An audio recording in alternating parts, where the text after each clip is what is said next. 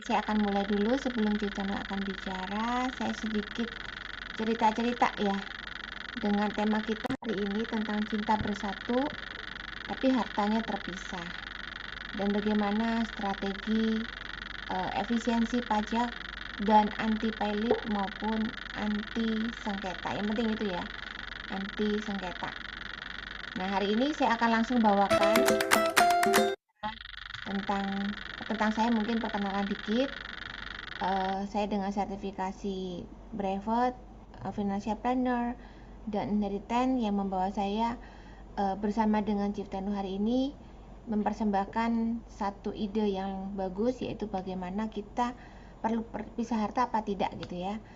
Nah, nanti juga akan ada undian GoPay buat happy-happyan, supaya kita bisa di akhir sesi bisa ngabsen ya, supaya saya bisa tahu siapa yang hadir. Oke, langsung aja. Gimana pada waktu Bapak Ibu mungkin entah sudah menikah atau belum di sini, pasti pada waktu mau bikin perencanaan pernikahan pasti yang dipikirkan apa awal-awal? Acara resepsinya ya, baju pernikahannya, tempatnya mau di mana, dan kita pasti pikirkan budgetnya gimana dan segala macam, yang pasti dengan segala satu hal hari H, dikatakan ketika seorang menjadi apa namanya pengantin itu menjadi ratu dan raja sehari, sehingga semua orang akan memandang kepada kita. Tentunya rencana pernikahan si Raka dan Kara ini mulai berlangsung. Saat berlangsung, mereka mulai memikirkan biaya, mereka memikirkan bagaimana pestanya. Seusai acara digelar selesai, mereka mulai nih masalah keuangan mereka, ya saling ngobrol ya, entah sebelum menikah atau setelah menikah baru mulai ngomong. Dan awalnya sih rukun-rukun aja, tetapi pada suatu sisi kadang-kadang ada yang membuat mereka cekcok ya.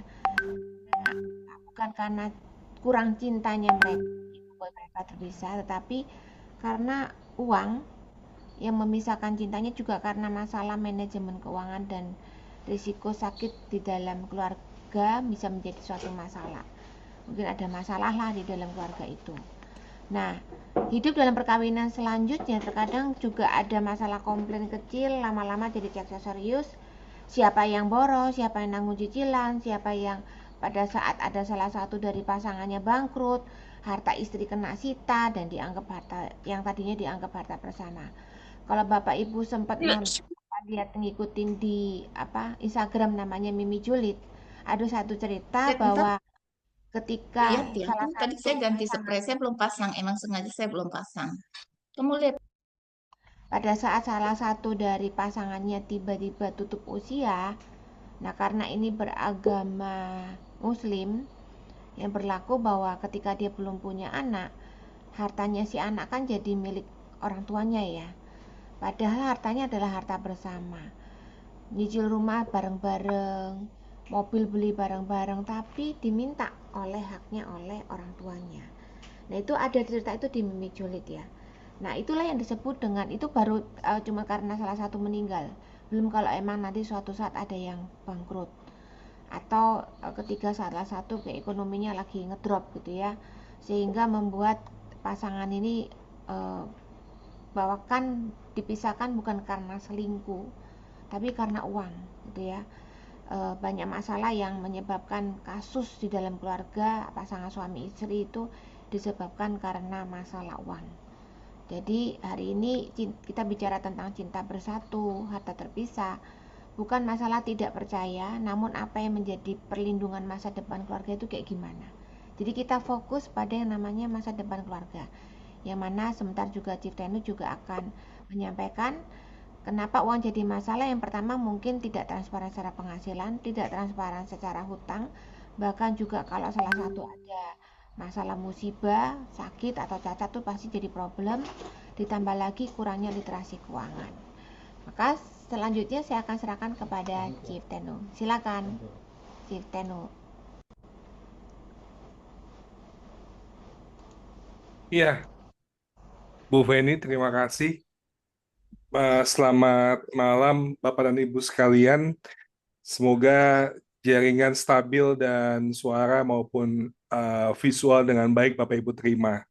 Sebelumnya terima kasih kepada Bu Feni yang sudah mengizinkan saya bisa sharing dengan Bapak Ibu sekalian untuk pertemuan pada malam hari ini. Em, Judulnya yang membuatkan Bu Feni buat Bapak Ibu sekalian, tema besarnya kita diskusikan bersama, yaitu bicara mengenai harta dalam perkawinan. Cinta bersatu, harta terpisah. Strategi efisiensi pajak ini adalah bagian spesialisasinya dari Bu Feni, karena bagaimanapun ada hal-hal yang perlu dilakukan terkait mengenai efisiensi atau bahasa mudahnya adalah penghematan dari sisi pajak. Yang kedua ada anti kepailitan. Kepailitan berarti ini menggunakan istilah salah satu istilah hukum ya Bapak Ibu sekalian. Nanti kita akan ulas terkait mengenai hutang yang tidak dibayarkan kemudian terancam pailit. Yang ketiga adalah terkait mengenai anti sengketa. Artinya harta keluarga yang ditinggalkan oleh pewaris punya potensi sengketa di antara para anggota keluarga, yaitu di antara para ahli warisnya. Bapak Ibu, nama saya Tenu Cijriadana sebagai inheritance paralegal, betul berpraktek sebagai kuasa hukum di peradilan umum, tapi mengutamakan non-litigasi atau mengutamakan sisi perdamaian untuk para pihak yang sedang bersengketa. Betul punya izin sebagai kuasa hukum di pengadilan pajak, tapi sebagaimanapun yang paling utama adalah bagaimana menyelesaikan lebih cepat, tidak perlu sampai ke pengadilan. Itu prinsip yang selalu diajarkan oleh Bu Feni buat Bapak Ibu sekalian, menghindari penyelesaian terlalu berlarut-larut atau terlalu panjang, bagaimana pada sisi bahkan sebelum pemeriksaan, permasalahan perpajakan itu sudah diselesaikan dengan baik. Bapak Ibu sekalian, saya dan Bu Feni selalu mengingatkan bahwa negara ini kalau kita lihat di Undang-Undang Dasar tahun 1945 di pasal 1 ayat 3 disebutkan bahwa negara Indonesia adalah negara hukum. Maksudnya adalah bahwa segala sesuatu aktivitas, kegiatan, dan lain sebagainya semua didasarkan pada ketentuan undang-undang. Undang-undang yang mengatur bagaimana warga negara menjalankan aktivitas dan kegiatannya. Pun juga yang akan kita ulas pada malam hari ini semua berdasarkan ketentuan undang-undang. Nanti undang-undang apa saja yang kita gunakan akan saya ceritakan buat Bapak Ibu sekalian. Setidaknya ada dua ya. Salah satunya sudah disinggung oleh Bu Feni terkait mengenai undang-undang perkawinan. Ya, undang-undang ini harusnya dibaca oleh calon-calon pengantin gitu ya, mempelai sebelum masuk ke jenjang perkawinan perlu membaca dan memahami terkait mengenai undang-undang ini. Penyuluhan perkawinan tidak hanya sekedar untuk membangun keluarga yang bahagia gitu ya, tapi juga mengetahui aturan hukum, hak dan kewajiban masing-masing pasangan yang diatur dalam ketentuan undang-undang. Kita akan bahas mengenai kitab undang-undang hukum perdata juga nanti beberapa hal terkait mengenai harta dalam perkawinan, Bapak Ibu sekalian. Saya lanjutkan. Bapak Ibu, yang pertama saya akan mengambil undang-undang terkait mengenai kepailitan. Ada dua pokok utama dalam undang-undang ini menggabungkan antara kepailitan dan PKPU. Kepailitan artinya adalah satu situasi di mana pemilik hutang sudah tidak sanggup lagi untuk menyelesaikan hutangnya dan pemilik hutang ini adalah sebuah Ini kan perumahan yang korporasi, baru nih. Oh, ini kan gede kemudian banget tuh. Rumah gua kan mencoba nggak jauh dari untuk sini. Oh, ini perumahan yang baru. Yang gede melakukan banget. Ini kan upaya mukanya ke sini. untuk Ini menyelesaikan utamanya. Kenapa? hutangnya Itu tersebut. utamanya. Begitu. Ini utamanya. Nanti gua bawa lo ke yang pede. Ya, terima kasih. Undang-undang ini menggabungkan antara kepailitan dan PKPU. Kepailitan adalah situasi di mana tidak sanggup lagi membayarkan hutang-hutangnya, kemudian diambil alih oleh kurator untuk bisa menyelesaikan hutang tersebut dengan menyita beberapa aset dari perusahaannya. PKPU artinya adalah pemberian waktu sebetulnya kepada pemilik hutang untuk dapat menyelesaikan dan menyepakati dengan para pemberi hutangnya bagaimana penyelesaian hutang-hutang tersebut bisa diselesaikan dalam jangka waktu tertentu. Itu diatur dalam Undang-Undang Nomor 37 Tahun 2004. Ya. Kita akan lihat definisi hutang, ya, bukan hutang tapi utang, ya, dari pasal 1 ayat 6, Bapak Ibu sekalian. Utang adalah kewajiban. Jadi ada sesuatu hal yang harus diselesaikan, gitu ya, dalam jumlah uang baik dalam mata uang Indonesia maupun mata uang asing. Jadi ada kemungkinan dua, ada rupiah ataupun juga mata uang asing. Baik secara langsung maupun akan timbul di kemudian hari. Ada hutang-hutang yang ternyata hari ini memang sudah dihitung, ada hutang-hutang yang ternyata timbul di kemudian hari, ya. Bisa jadi hutangnya adalah penjaminan atas satu hutang perusahaan. Mungkin perusahaannya baru berdiri, kemudian belum bisa mengajukan hutang, perlu jaminan satu nama untuk bisa mengizinkan bahwa perusahaan tersebut untuk mendapatkan hutang. Maka ada seperti gentleman agreement, maka ada yang muncul sebagai pribadi muncul untuk menjamin hutang tersebut. Sebetulnya punya kewajiban untuk menyelesaikan hutangnya adalah perusahaannya. Tapi ketika perusahaan jadi sesuatu kemudian tidak bisa menyelesaikan hutangnya, maka yang menjaminnya juga ikut bertanggung jawab. Itu muncul kata-kata di kemudian hari.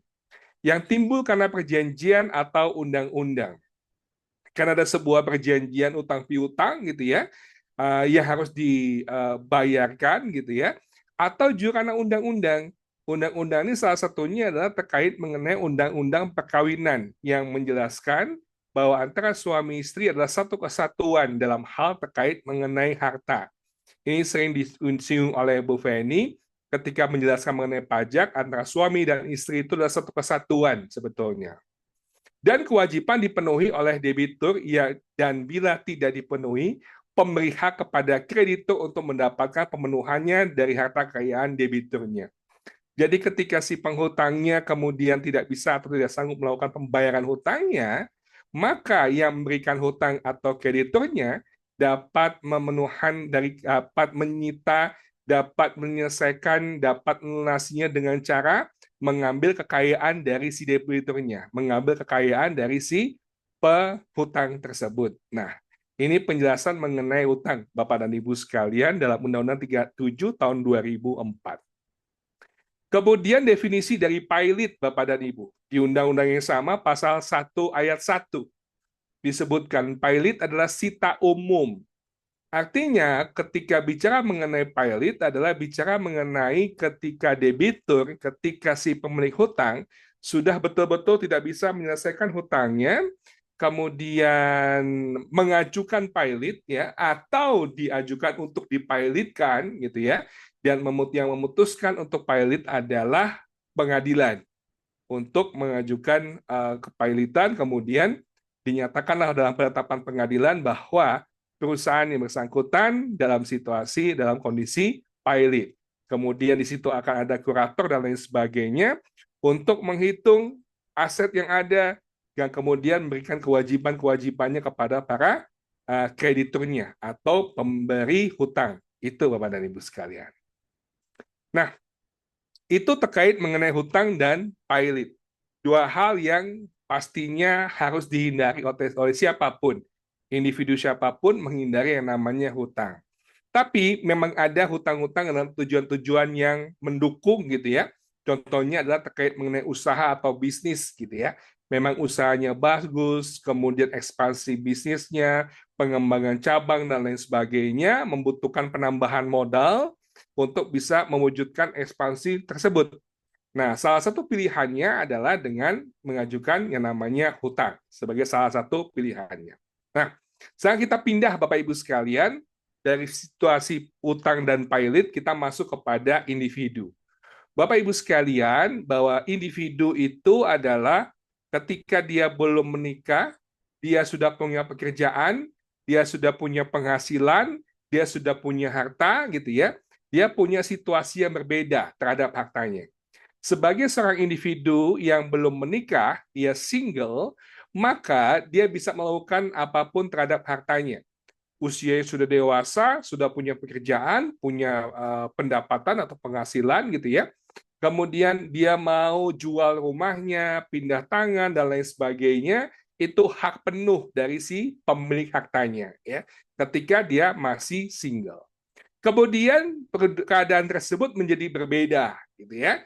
Ketika dia melewati satu peristiwa atau yang disebut sebagai peristiwa hukum, yang disebut sebagai perkawinan, maka situasinya menjadi berbeda, Bapak Ibu sekalian. Tadi keputusannya hanya untuk dirinya sendiri dan terhadap harta-hartanya. Begitu dia sudah punya pasangan, kemudian menjalani kehidupan, dia punya pekerjaan atau dia profesional, membangun usaha, bisnis, dia punya pendapatan, penghasilan, dan lain sebagainya. Kemudian dia mau memindah tangankan hartanya, baik dijual, ya, dihibahkan, dan lain sebagainya. Dia butuh persetujuan pasangannya. Disinilah dimulai yang namanya harta bersama, Bapak Ibu sekalian. Ya. Jadi kalau sebelumnya masih single, dia hanya memutuskan sendiri. Begitu dia sudah punya pasangan, dan menikah, gitu ya, maka dia butuh izin dari pasangannya terkait mengenai pemindahantanganan harta dan lain sebagainya. Begitu, Bapak Ibu sekalian. Ya. Jadi keputusannya tidak lagi keputusan pribadi, menjadi keputusan bersama dengan pasangannya ketika menikah secara sah, Bapak Ibu sekalian, ya. Sehingga sebelumnya hartanya adalah harta pribadi, harta milik pribadi, kemudian selanjutnya ketika peristiwa hukum terjadi yaitu perkawinan, hartanya berubah menjadi harta bersama. Kalau harta-harta yang didapatkan sebelum perkawinan dimasukkan dalam kehidupan perkawinan disebut sebagai apa? Itulah yang disebut sebagai harta bawaan, Bapak Ibu sekalian. Kalau dia sudah punya rumah, dia punya kendaraan, dia punya deposito, dia punya saham, obligasi, dan lain sebagainya, maka ketika dia bawa ke dalam dunia perkawinannya, maka harta itu sebagai harta bawaan. Ketika mulai ijab kabul, ketika dia mulai menikah gitu ya, maka selanjutnya ke depan itu adalah waktu untuk mengumpulkan harta bersama. Setiap income didapatkan setelah pernikahan, setiap tabungan yang terwujud setelah pernikahan, setiap harta yang diwujudkan setelah perkawinan, maka semua dianggap sebagai harta bersama, gitu Bapak sekalian ya. Kalau harta bersama perlu persetujuan pasangan, kalau hartanya adalah harta pribadi, maka dia hanya diri sendiri yang memutuskan ketika mau menjual dan lain sebagainya. Begitu Bapak sekalian. Oke. Nah, perkawinan. Perkawinan tadi disebutkan bahwa ketika perkawinan tersebut adalah kawin dengan sah, gitu ya, maka ada keputusan dari pasangannya. Keputusannya tidak sekedar keputusan, tapi juga hak dari pasangannya. Artinya kalau misalnya suaminya bekerja, istrinya bekerja sebagai ibu rumah tangga, maka apa yang dihasilkan suami itu juga milik istrinya, gitu ya. Kalau dua-duanya bekerja, suami dengan istri, apa yang mereka hasilkan selama perkawinan itu milik mereka bersama, ya disebut sebagai harta bersama, begitu. Oke. Nah, kemudian yang paling penting adalah ketika perkawinan memenuhi persyaratan pasal 2 ayat 2 Undang-Undang Nomor 1 Tahun 1974. Apa itu? Bahwa setiap perkawinan dicatatkan menurut peraturan perundang-undangan. Jadi ketika ada perkawinan, ya kemudian dicatatkan di kantor urusan agama atau di Dukcapil gitu ya, catatan sipil. Jadi didaftarkan ke Dukcapil atau didaftarkan ke kantor urusan agama. Itu Bapak Ibu sekalian ya. Jadi penting untuk nah sebetulnya yang tadi cuma gue penting untuk mencatatkan setiap perkawinan sehingga perkawinan menjadi perkawinan yang sah. Ya, lebih lanjut lagi kita masuk dalam Undang-Undang Perkawinan Nomor 1 Tahun 1974. Ya, harta benda yang diperoleh setelah perkawinan menjadi harta bersama. Pasal 35 ayat 1. Ayat 2-nya harta bawaan dari masing-masing suami atau istri dan harta benda yang diperoleh masing-masing dari hadiah atau warisan adalah di bawah penguasaan masing-masing. Nah, tadi disampaikan Bapak Ibu sekalian. Jadi, ketika peristiwa hukum terjadi, yaitu perkawinan, maka dia menyatukan harta di antara suami dan istri, gitu ya. Atau juga bisa jadi selama hidupnya sebelum perkawinan, suami atau istri sudah membangun kekayaannya. Sudah punya tanah, punya villa, punya ruko, dan lain sebagainya misalnya. Dibawa dalam perkawinan, itu statusnya adalah sebagai harta bawaan. Di mana harta bawaan itu berstatus sebagai harta pribadi, ya, dalam penguasaan masing-masing, gitu ya. Nah, selain harta bawaan dari masing-masing, juga kemungkinan dia dapatkan dari warisan orang tuanya, gitu ya, dan lain sebagainya, termasuk hibah, Bapak Ibu sekalian, ya. Itu juga dianggap sebagai harta pribadi masuk dalam penguasaan masing-masing pihak, gitu ya. Jadi, yang dibagi dua di antara mereka hanya harta bersama. Jadi, yang butuh persetujuan pasangan itu hanya harta bersama. Tapi begitu masuk kepada harta bawaan didapatkan sebelum perkawinan, atau harta yang didapatkan dari warisan atau hibah, itu adalah harta pribadi. Hanya dirinya yang bisa menentukan hartanya mau diapakan. Mau dia jual, apa segala macam, hanya butuh persetujuan dirinya saja, tanpa pasangan, walaupun dia sudah menikah, karena statusnya adalah harta bawaan. Pasal 36 ayat 1 mengenai hak bersama suami atau istri dapat bertindak atas persetujuan kedua belah pihak. Mengenai harta bawaan masing-masing, suami istri punya hak sepenuhnya untuk melakukan perbuatan hukum mengenai harta benda tersebut, khusus untuk harta bawaan. Lanjut Bapak Ibu sekalian. Bagaimana ilustrasi harta bersama? Harta yang didapat selama perkawinan, itulah harta bersama. Deposito atas nama suami dengan saldo 10 miliar rupiah misalnya, ditabung dari penghasilan suami selama perkawinan, ya, disebut sebagai harta bersama, walaupun didapatkan dari penghasilan suami, tapi dikumpulkan dan didapatkannya selama perkawinan, maka disebut sebagai harta bersama. Hukum perdata memberikan hak yang sama atas harta tersebut, ya. Sehingga kalau terjadi sesuatu ataupun terpisah ataupun perceraian segala macam, maka 10 miliar atas nama suami dan statusnya adalah harta bersama 10 miliar tersebut, terjadi sesuatu dengan perkawinan mereka, maka hak mereka masing-masing setengah-setengah. Itulah harta bersama, Bapak Ibu sekalian. Ya. Yang kedua, bentuknya mungkin adalah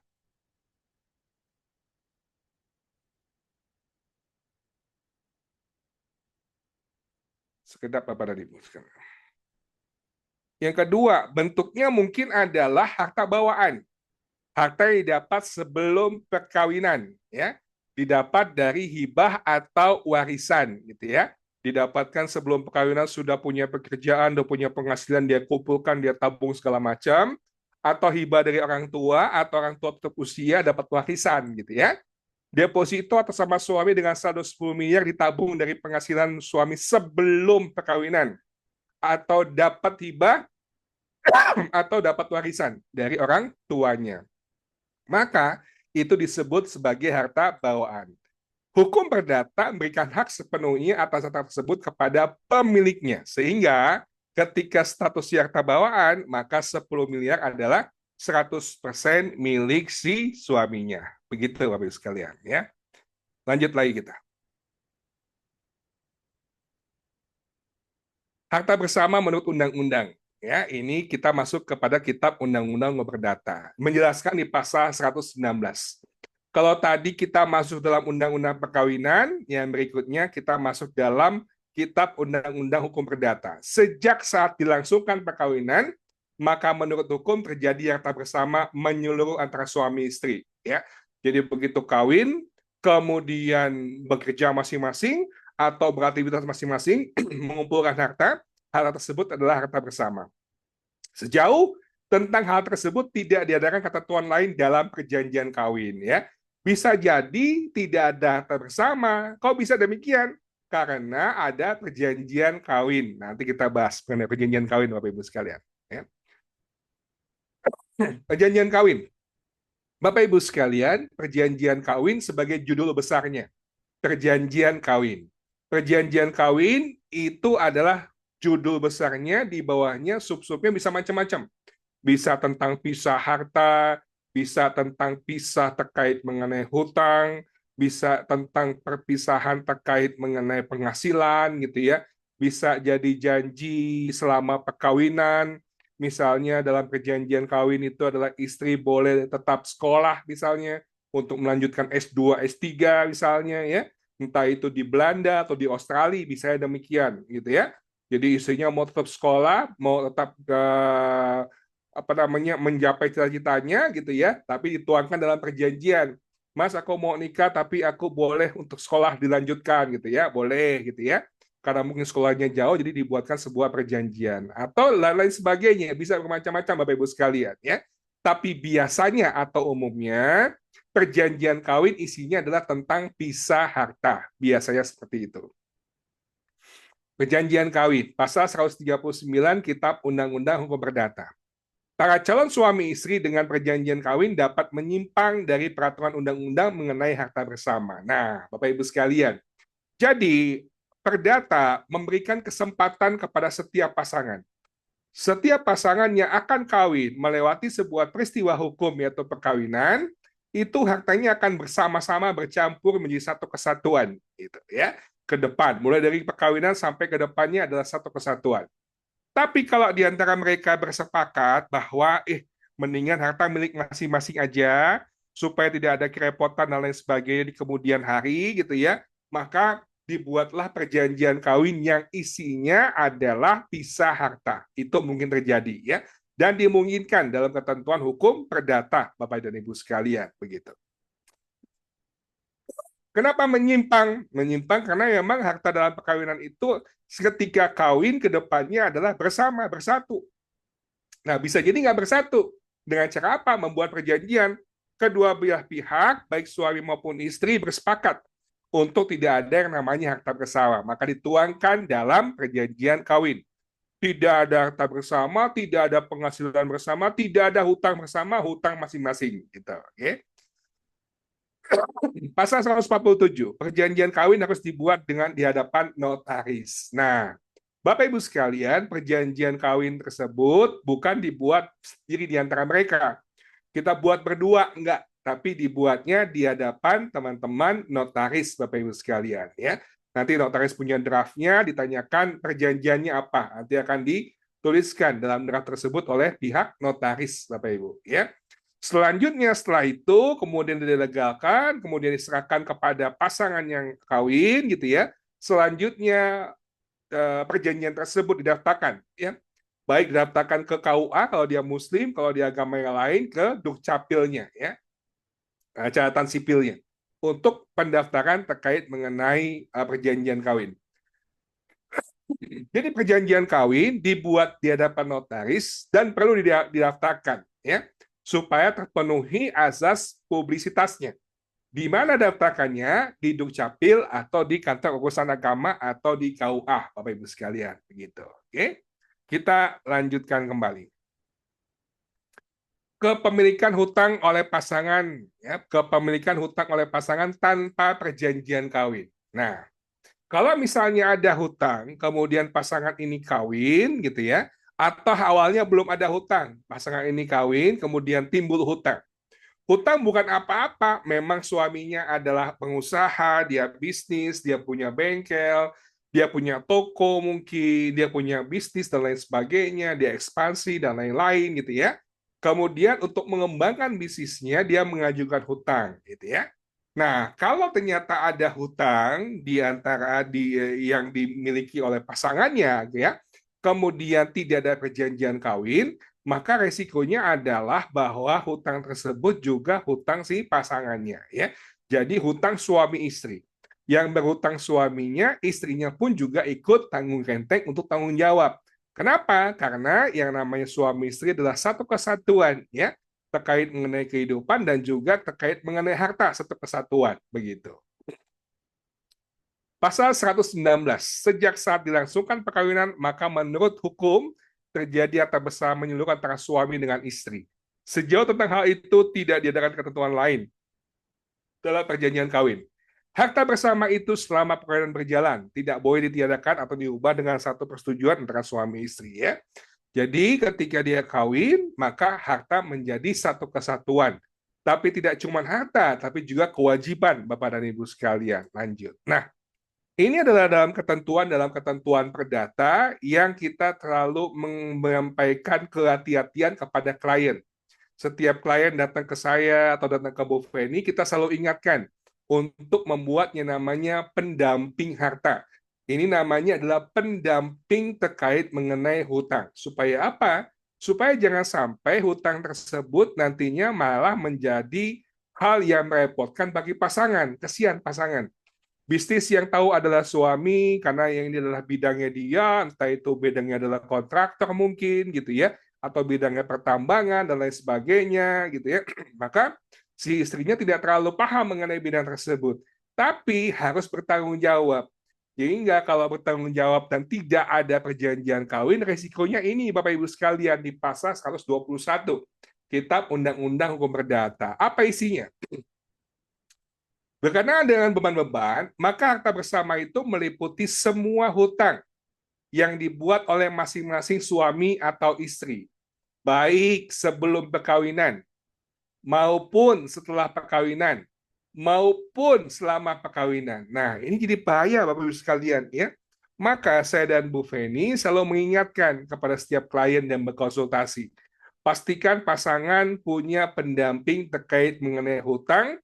Kalau ternyata diketahui oleh kami ternyata usaha atau bisnis atau suaminya dalam ekspansi bisnisnya ternyata memiliki hutang dengan jumlah yang luar biasa misalnya dan lain sebagainya, maka perlu ada perlindungan buat istrinya ya. Begitupun juga sebaliknya. Kalau istrinya punya usaha segala macam, suaminya adalah pegawai dan tidak tahu apa-apa tentang usaha istrinya, maka perlu adanya pendamping harta untuk melindungi hutang tersebut akan menjadi beban pasangannya.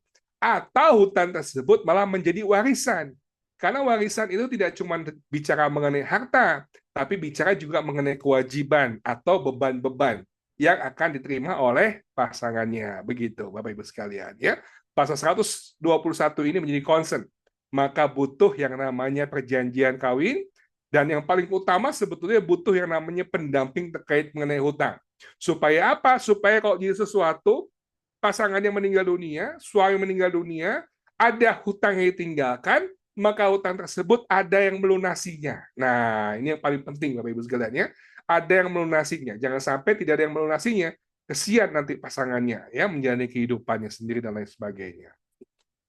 Nah, perjanjian kawin Bapak Ibu sekalian ya, ketika ada sebuah perjanjian kawin yang isinya adalah pisah harta, maka yang ada adalah harta milik masing-masing atau harta milik masing-masing pribadi. Rumah atas nama istri yaitu milik istri. Deposito atas nama suami itu milik suami, ya. Termasuk hutang dari masing-masing, ya. Hutang dari masing-masing adalah milik masing-masing terkait mengenai hutangnya, begitu, ya.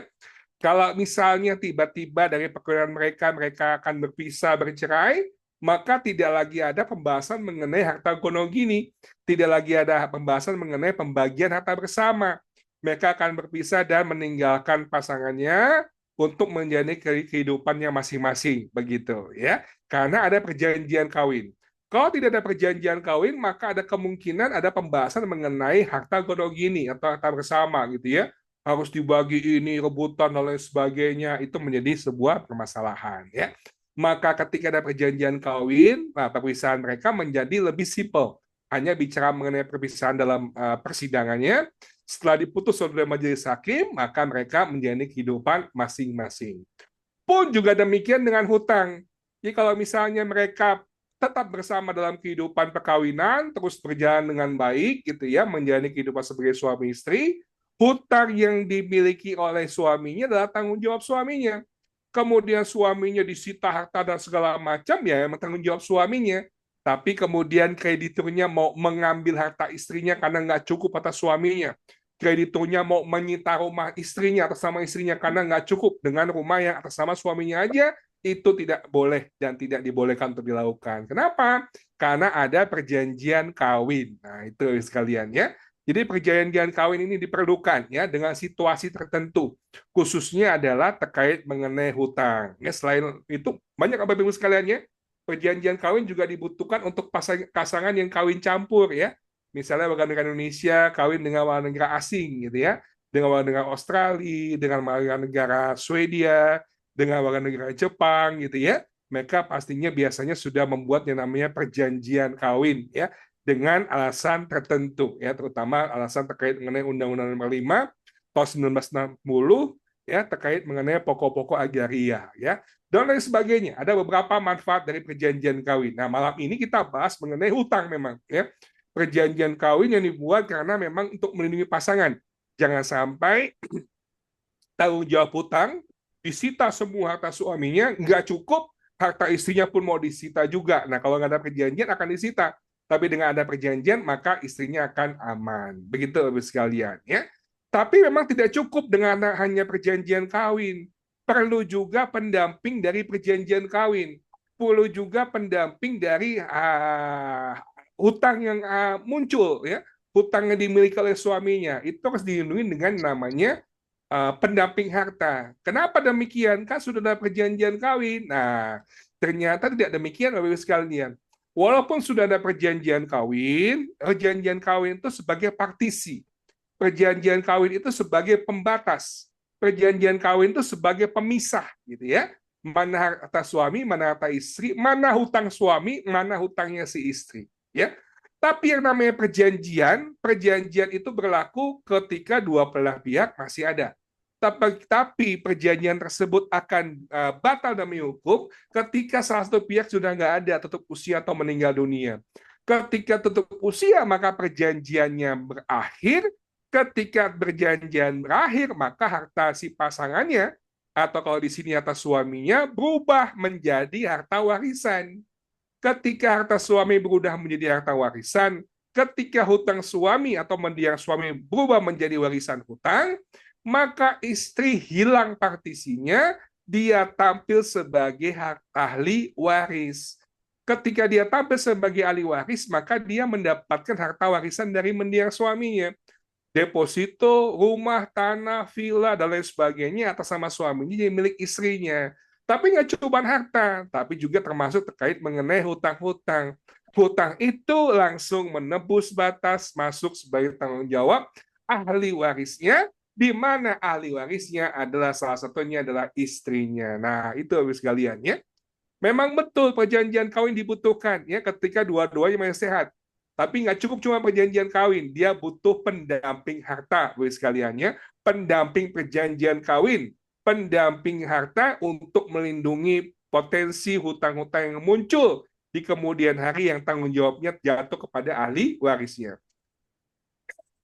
Jadi butuh yang namanya pendamping harta, Bapak Ibu sekalian. Ya. Perjanjian kawin hanya melindungi pasangan dari penagihan hutang ketika masih hidup. Jadi nggak bisa disita harta istrinya, nggak bisa disita rumah istrinya, mobilnya, depositonya nggak bisa. Ya kenapa? Karena ada perjanjian kawin. Tapi ketika salah satu pihak dalam perjanjian tersebut tutup usia, maka batallah perjanjian tersebut sehingga si pasangan yang hidupnya terlama tampil sebagai ahli waris, kemudian bertanggung jawab terhadap utang pasangannya. Sehingga tidak cukup memang hanya terkait mengenai perjanjian kawin. Dibutuhkan juga yang namanya Bapak Ibu sekalian yaitu pendamping harta. Ya. Pendamping harta dengan uang pertanggungannya nilainya 100% dari nilai utang. Ya.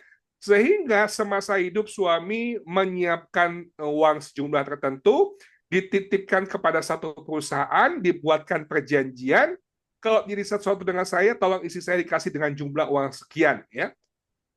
Itulah fungsi dari pendamping harta. Ya. Dalam bentuk apa? Dalam bentuk kontrak polis asuransi jiwa. Nah ini penting Bapak Ibu sekalian. Ya. Jangan sampai gajah mati meninggalkan gading, ya, macan mati meninggalkan belang. Ini suami tutup usia, ada hutang yang menjadi beban ahli warisnya, menjadi beban istrinya. Itu yang kita hindari. Apalagi pembahasannya kalau sudah Bu Feni bicara mengenai pajak. Pajak pun juga demikian. Ya. Kalau misalnya suaminya ternyata sebagai wajib pajak, ada hutang terkait mengenai pajak, ada pajak yang belum dibayarkan dan lain sebagainya, itu menjadi tanggung jawab suami. Tapi ketika suaminya tutup usia, maka itu akan menjadi tanggung jawab istrinya yang menggantikan NPWP-nya atau istrinya yang tampil sebagai ahli warisnya, begitu ya. Ini menjadi hutang yang tidak bisa terhindari, Bapak Ibu sekalian ya, terutama adalah terkait mengenai pajak. Maka jangan sampai ada harta yang kemudian ternyata masih belum selesai terkait mengenai kewajiban perpajakannya, kemudian jatuh kepada ahli warisnya, dan ahli warisnya diwajibkan untuk menyelesaikan kewajiban tersebut, dan ahli waris tersebut salah satunya adalah istrinya. Nah, itu yang kita tidak inginkan. Dan bahkan konsepnya adalah sebagai pendamping harta memang lebih simpel dia, ya. Ketika harus bayar hutang dengan jual rumah dan lain sebagainya untuk bisa menyelesaikan hutang-hutang tersebut, hutang-hutang bapaknya gitu ya, hutang-hutang orang tuanya, maka kalau misalnya anaknya ada 5, ya harus 5-5-nya tanda tangan bersama dengan istrinya, tanda tangan semua gitu ya. Dan ini akan repot memang kalau misalnya harus tanda tangan kepada seluruh ahli warisnya untuk bisa menjual aset dan menyelesaikan hutang-hutang ya. Maka dengan konsep adanya pendamping harta menjadi beda urusannya. Kenapa? Karena dengan pendamping harta dibuat polis asuransi jiwa, klaim perjanjiannya hanya bisa jadi ini lebih simpel. Kalau rumah mau dijual supaya bisa bayar hutang, maka dengan polis asuransi cukup satu tanda tangan saja. Walaupun mereka 5 bersaudara, tapi polisnya cuma salah satu anak aja yang namanya disebutkan di situ, maka hanya dengan tanda tangannya manfaatnya dicairkan, kemudian manfaatnya digunakan untuk membayar hutang orang tuanya atau pasangannya yang tutup usia atau yang meninggal dunia. Itu Bapak Ibu sekalian. Konsep pendamping harta. Dia lebih simpel dalam hal pengajuan klaimnya. Nah, kesimpulan penutup buat Bapak Ibu sekalian adalah pertama, bahwa pendamping harta dalam bentuk kontrak pertanggungan atau polis asuransi jiwa confirm selalu diulang oleh Bu Feni bahwa dia dikecualikan dari objek pajak, ya. Dia bukan objek pajak. Kedua, terkait mengenai efisien waktu. Kenapa? Dia liquid. Karena yang lain butuh tambahan dokumen, SKAW, penetapan pengadilan dan lain sebagainya. Dengan kontrak pertanggungan asuransi jiwa, dia simpel pengajuannya tanpa membutuhkan surat dari notaris, dari kelurahan, dari pengadilan, sudah bisa diajukan. Kemudian, dia bebas dari sengketa. Karena kalau kita mengajukan satu atau mengkampanyekan satu polis untuk satu anak, maka dia bisa mengajukan klaimnya sendiri untuk menyelesaikan kewajiban-kewajiban orang tua yang tinggalkan atau kewajiban pasangannya yang tutup usia. Nah, itu sekalian yang bisa kami sampaikan. Semoga menjadi manfaat buat Bapak Ibu. Selanjutnya saya kembalikan ke Bu Feni. Silakan Bu Feni. Thank you, Chief. Wow, luar biasa ya, kita tahu secara hukum. Yang bikin kita kaget itu adalah saat pisah harta sudah dibuat baik-baik pun, ketika tutup usia ternyata pisah harta itu sudah nggak ada artinya ya.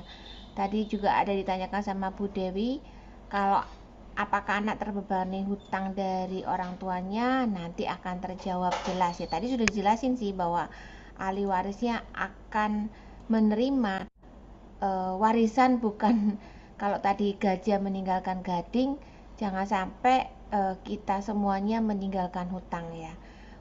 Jadi tadi kembali lagi ke cerita saya, bahwa keluarga-keluarga tadi yang kenapa pisah harta itu ya dimulai dari masalah melindungi hartanya terhadap hutang-hutangnya, tapi tetap itu nggak sampai di situ aja. Jadi ketika suatu orang menjadi satu sengketa antara keluarga, itu karena banyak hal.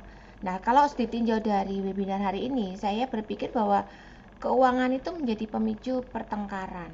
Ya, banyak sekali sih keluarga-keluarga yang tujuan membangun keluarga kan punya tanggung jawab satu sama lain secara keuangan yang akan dibicarakan, harusnya membuat perencanaan keluarga. Terus kemudian hal yang kedua adalah pisah harta itu sebenarnya jadi pisah pajak nggak sih gitu ya. Memang dari sisi pajak itu mengharuskan kita semua untuk melaporkan masing-masing, itu memang yang diminta dari KPP, bahwa setiap orang yang pisah harta ya tanggung jawab secara pajaknya masing-masing. Nah, kemudian gimana? Karena ada satu kesatuan ekonomi ketika ternyata si pasangan nggak bekerja gitu ya. Nah, pisah harta itu merupakan tanggung jawab masa depan keluarga. Kalau misalnya salah satu keluarganya bergantung dengan pasangan yang lain, sedangkan pisah harta gimana nih masa depannya gitu ya. Karena ada kejadian juga dalam satu cerita dari klien saya pun, dia bilang ketika mereka berpisah hanya karena masalah keuangan, bukan masalah selingkuh. Nah, saat sudah berpisah pun si istrinya cuma bilang, untung loh saya belikan asuransi. Kadang-kadang ada satu pasangan yang nggak memahami literasi keuangan, dia nggak peduli. Nah, ketika si suaminya itu bangkrut dan kondisi sudah berpisah, sudah berpisah secara hukum, nah ternyata tiba-tiba si pasangan tuh mengalami sakit, ya misalnya stroke gitu. Nah, itu kan tidak bisa lagi bekerja dan butuh perawatan.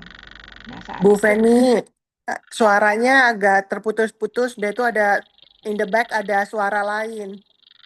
oh iya, sebentar. Di saya sih aman, nggak ada suara lain. Thank you. Nah, untungnya seseorang ini akhirnya pasangannya memiliki program asuransi sehingga setidaknya kondisi bangkrut ada yang bisa menolong. Yang keempat adalah pisah harta itu juga ketika pisah hartanya baru diputuskan sekarang. Yang perlu dihati-hati pada saat tadi itu sebelum pisah harta atau sebelum memiliki perjanjian pisah harta. Jadi perjanjian pisah harta itu bisa dilakukan setelah menikah, setelah memutuskan terus kemudian baru ingin pisah harta. Yang perlu dihati-hati hutang bersama, karena harta menjadi bersama, hutang juga menjadi bersama. Jadi posnam itu menanggung hutang bersama. Pastikan ya kalau kita melakukan pisah harta itu hutang itu perlu diperhatikan, terutama tadi satu kasus yang dijelaskan oleh Chief Teno itu kasusnya adalah ketika tutup usia itu hutangnya diwariskan. Jadi sekarang saya bicara mulai dari efisiensi pajak. Secara korteks hari ini orang bilang pisah harta, rata-rata begitu saya ngomongin salah satu klien saya yang istrinya saya pegang pajaknya, suaminya enggak, karena mereka bilang saya pisah harta, saya enggak ada urusan dengan suami. Tapi secara korteks itu tidak bisa, karena menyatukan income keluarga atau disebut dengan family tax unit, yang mana meskipun pisah harta ataupun memilih terpisah, artinya memilih lapor masing-masing, itu tentunya ada satu hal yang perlu kita pahami tentang efisiensi pajaknya, karena mereka tetap ada penghasilan penggabungan. Jadi secara korteks itu istri sebagai karyawan dari satu pemberi kerja itu baru lebih bagus dijadikan satu, tapi dalam artian tidak pisah harta. Kalau pisah harta maka akan ada penghasilan penggabungan. Nanti saya akan berikan contoh. Kemudian istri yang memiliki usaha UMKM pastinya final itu sih aman ya, boleh dipisahkan.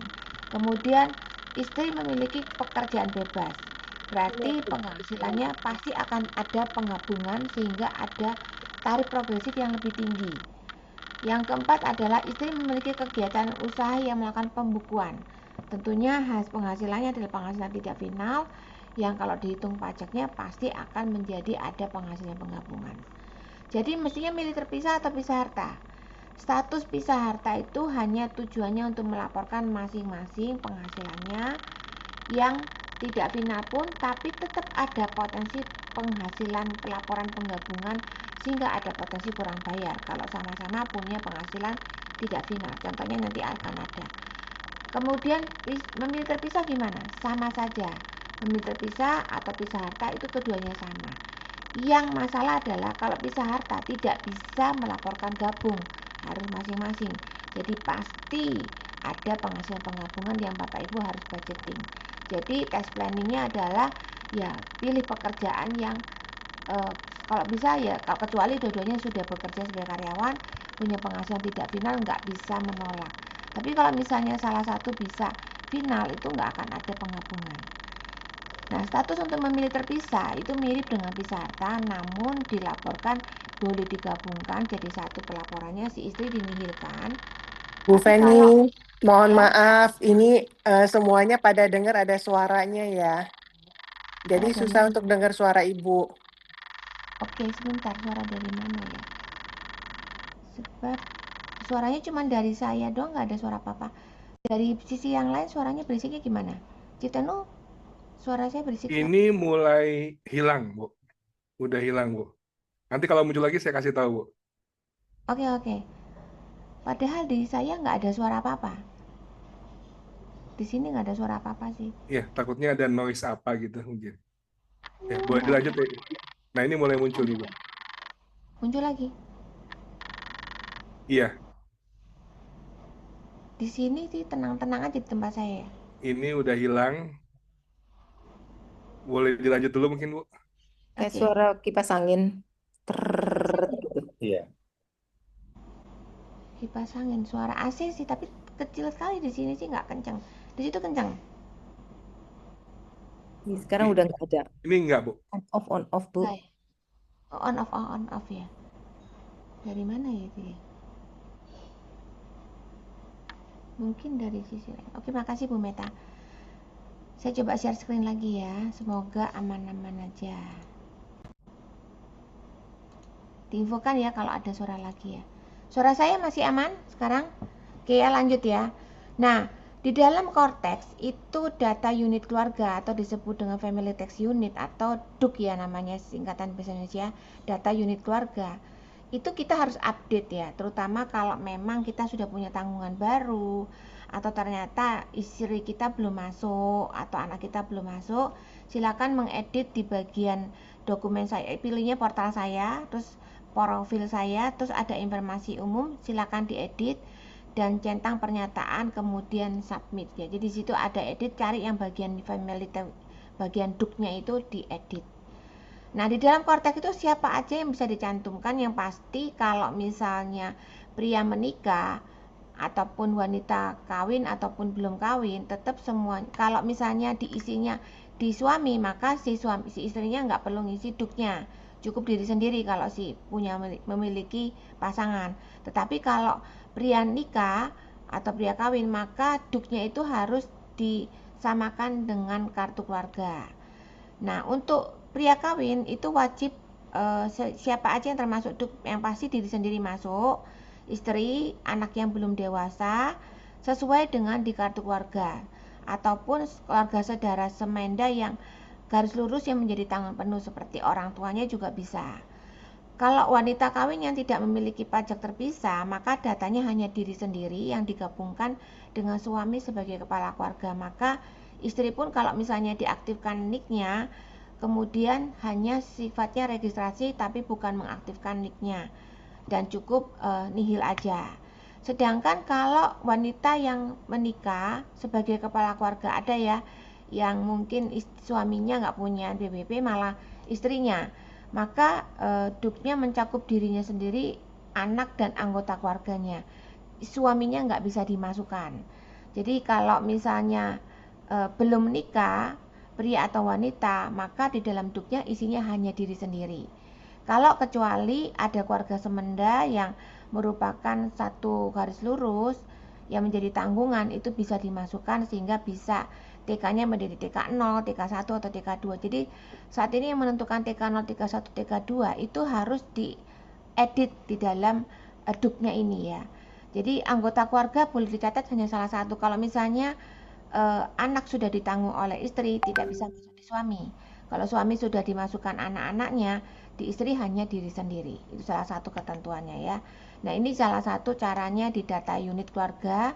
Ini kalau kepala, tentu kalau sebagai kepala unit keluarga, isinya kepala unit keluarga. Jadi dia yang menjadi kepala keluarga berarti di suaminya. Kecuali dia ternyata sebagai kepala keluarga lain, ini untuk khusus yang pisah harta atau yang memilih terpisah, mengisinya menjadi kepala unit keluarga lain. Jadi terpisah, nantinya akan ada penggabungan. Maka ini penting sekali diedit di cortex. Atau kepala unit keluarga lain yang bentuknya MT. Jadi kepala unit keluarga ini bisa menjadi pilihnya PH atau pisah harta atau memilih terpisah. Itu salah satu yang perlu diedit. Kemudian demikian juga kepala unit keluarga lain. Jadi karena sudah terpisah secara hukum atau bercerai, itu harus memilihnya adalah kepala unit keluarga lain. Itu perlu dirubah statusnya. Pada unit pajak keluarga milik Nyonya Kara, ini tadi kan kalau suatu suami istri, pastikan statusnya adalah dirinya sebagai kepala keluarga kalau dia memang mau memilih terpisah, tidak perlu menyantumkan suami atau duknya. Jadi perlu diketahui bahwa SPT tahun ini digunakan untuk melaporkan seluruh penghasilan baik yang di dalam negeri dan di luar negeri. Jadi ini juga penting kalau Bapak Ibu ingin tahu bagaimana melaporkan penghasilan luar negeri, seperti kadang-kadang ada orang yang memikirkan, oh ya saya kan juga punya PR di negara mana gitu ya, sehingga melaporkan di negara itu harta yang di sana, penghasilan di sana, yang di Indonesia, ya di Indonesia itu adalah hal yang salah. Yang benar adalah kalau Anda warga negara Indonesia dan melaporkan di Indonesia, seluruh penghasilan Indonesia dan luar, seluruh harta Indonesia dan luar harus diungkapkan semuanya. Jadi bagi kawan pajak yang saat ini status kawinnya memilih terpisah atau pisah harta, maka kewajiban lapornya akan menjadi masing-masing. Jadi itulah yang akan terjadi pengisian waktu di SPT awal. Nantinya pengisian SPT kan sekarang belum bisa diedit ya. Waktu SPT tahun itu dari status awal itu akan ada pilihan, pisah harta atau memilih terpisah.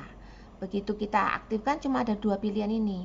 Kalau misalnya kita ternyata sebagai wanita yang memang mengaktifkan NPWP-nya dan melaporkan, jadi pasti pilihannya adalah 2 hal ini, atau salah satu tadi kalau sudah bercerai menjadi kepala keluarga lain.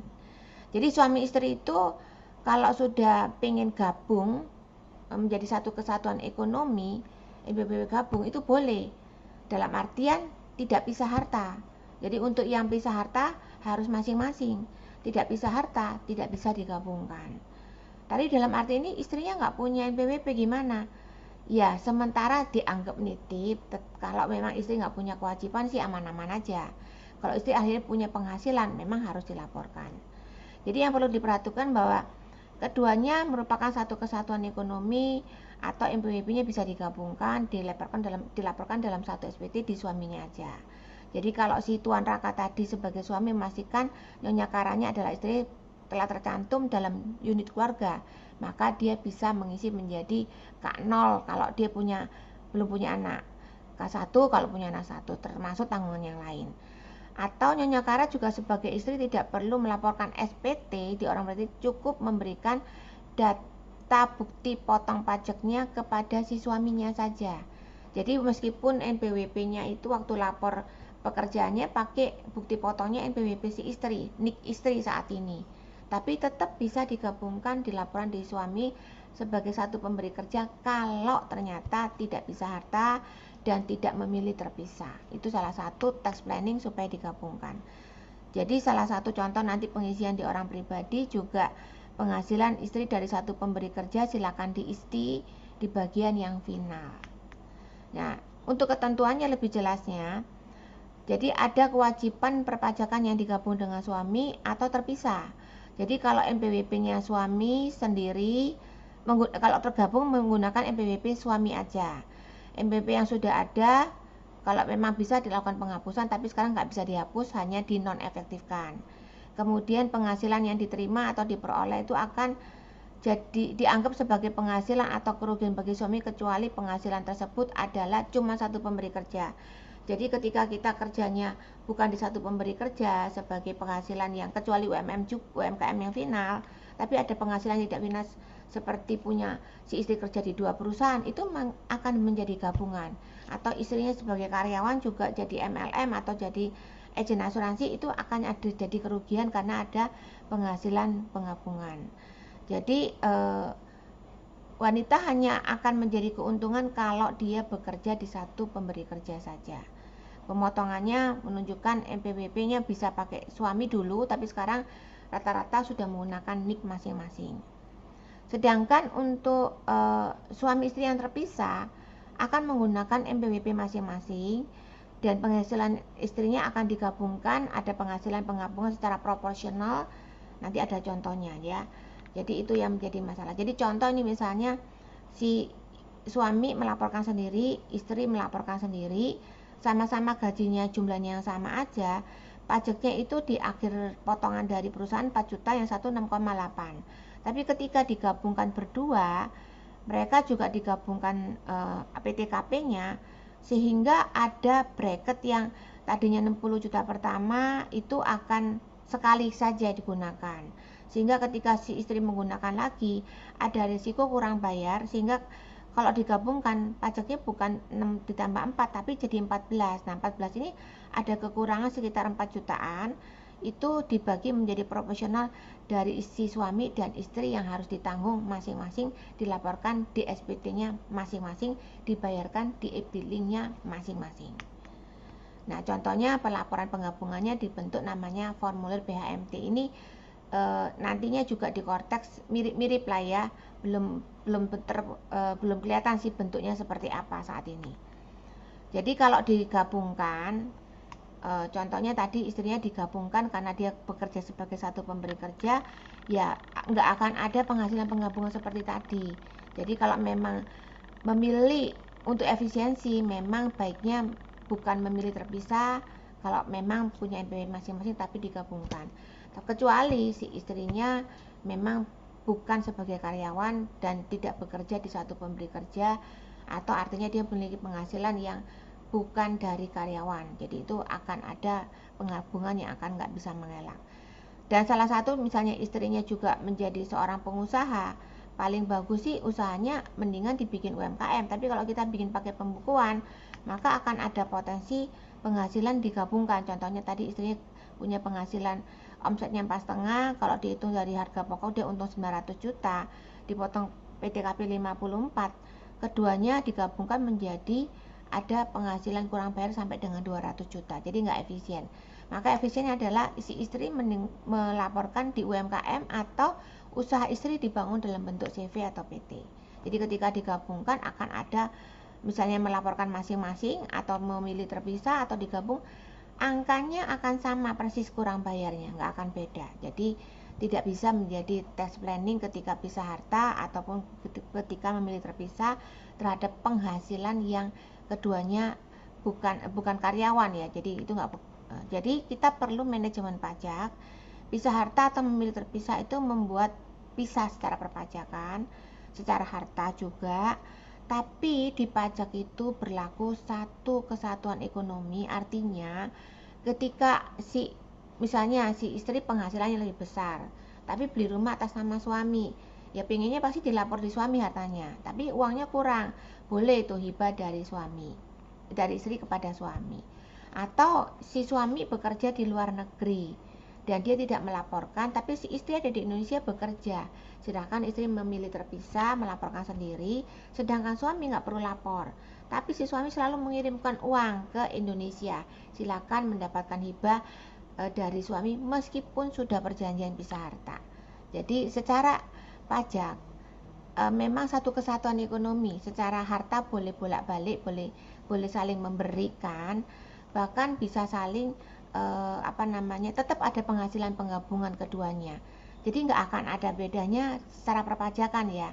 Beda dengan tadi, kalau secara hukum ya sudah masing-masing, begitu ada masalah terhadap secara hukum perceraian itu gono gini, ataupun ada masalah dari bisnis suaminya tidak mengganggu dari harta si istrinya. Tapi kalau pajak nggak ada gunanya, tetap bahkan tutup usia ada hutang pajak pun si istri tetap harus menanggung, bukan berarti pisah harta nggak akan terima denda pajaknya. Jadi bagaimana dengan pasangan yang tidak bekerja? Ini ada risiko bagi pasangan yang tidak memiliki keuangan pribadi dan tidak menyiapkan antisipasi. Pertama adalah ketergantungan penghasilannya, pisah harta tapi nggak pernah melapor SPT sehingga nggak punya harta apa-apa. Terus hari tuanya gimana terhadap orang yang tidak bekerja? Dan hutang pajak diwariskan. Jadi secara pisah harta, tapi pajak itu tidak bisa dipisahkan kecuali memang bercerai secara hukum. Dan tentunya kondisi musibah keuangan ya, pada saat salah satu sakit, salah satu bangkrut, salah satu meninggal. Satu resiko kalau memang kita tidak memahami literasi keuangan, pasangan tidak bekerja itu ya kasihan aja artinya ya, karena kan dia nggak akan punya apa-apa. Maka sebagai keluarga yang baik, tentunya pisah harta tetap butuh dukungan keuangan satu sama lain. Pasangan tidak bekerja butuh jaminan ekonomi satu sama lain, adanya dana darurat, adanya perlindungan keuangan. yang namanya disebut dengan asuransi jiwa, sakit kritis, dana pensiun, dan dana pendidikan tetap perlu disiapkan oleh keduanya.